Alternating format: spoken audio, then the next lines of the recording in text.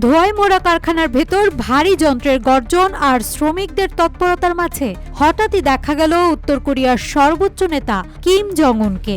তার উপস্থিতি যেন লোহার তৈরি এই দানবদের যুদ্ধের মাঠে চলার জন্য প্রস্তুত ট্যাঙ্কগুলোর জেগে ওঠার এক প্রতীক। রাষ্ট্রীয় গণমাধ্যম KCNA জানায়, কিম একটি গুরুত্বপূর্ণ ট্যাঙ্ক উৎপাদন কেন্দ্র পরিদর্শন করে জানান, কোরিয়ান স্টাইলে ট্যাঙ্ক তৈরিতে দেশের নিজস্ব প্রযুক্তিতে বিপুল অগ্রগতি সাধিত হয়েছে।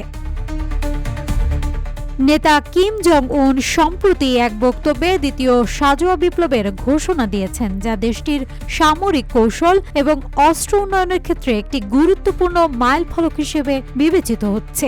এই বিপ্লবের মধ্য দিয়ে উত্তর কোরিয়া তাদের সাঁজোয়া বাহিনীকে RICL TMX যুগের পর যুগ স্থাপনা থাকে মজবুত, আরও আধুনিক ও প্রযুক্তি নির্ভর করে গড়ে তোলার পরিকল্পনা নিয়েছে। সাম্প্রতিক সময়ে উত্তর কোরিয়া একাধিক নতুন প্রজন্মের যুদ্ধ ট্যাঙ্ক, সাঁজোয়াযান এবং স্বয়ংক্রিয় ক্ষেপণাস্ত্র সিস্টেম প্রদর্শন করেছে, যা তাদের সামরিক শক্তির নতুন রূপের ইঙ্গিত দেয়। কিম জং উনের ভাষায়, আমরা এখন এমন এক যুগে প্রবেশ করেছি যেখানে সাঁজোয়া বাহিনী হবে যুদ্ধক্ষেত্রে নির্ণায়ক শক্তি। তিনি আরও বলেন, এই দ্বিতীয় সাঁজোয়া বিপ্লবের মাধ্যমে আমাদের সেনাবাহিনী শত্রুর যে কোনো প্রযুক্তিগত শ্রেষ্ঠতাকে পরাজিত করতে সক্ষম হবে।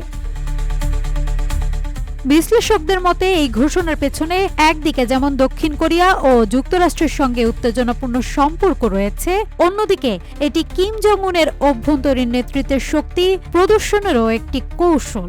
নতুন সামরিক সরঞ্জামাদি প্রদর্শন করে তিনি দেশের জনগণের মধ্যে জাতীয়তাবাদ উস্কে দিতে চান।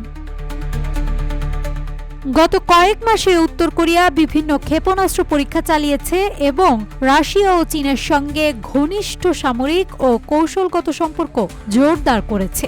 ধারণা করা হচ্ছে এই দ্বিতীয় বিপ্লব মূলত পশ্চিমা সামরিক হুমকির জবাবে একটি প্রতিরক্ষামূলক ও মনস্তাত্ত্বিক পদক্ষেপ। বিশ্লেষকদের মতে এই নতুন সাঁজোয়া সক্ষমতা উত্তর কোরিয়ার সামরিক কৌশল এবং ক্ষমতার পুনর্গঠনে গুরুত্বপূর্ণ ভূমিকা রাখবে। কিম জং উনের দ্বিতীয় বিপ্লবের ঘোষণা শুধু দেশীয় বাহিনীকে নয়, গোটা আন্তর্জাতিক মহলকে সতর্ক বার্তা দিচ্ছে, উত্তর কোরিয়া থেমে নেই। নাজহাতুল তোয়া, রূপালী বাংলাদেশ।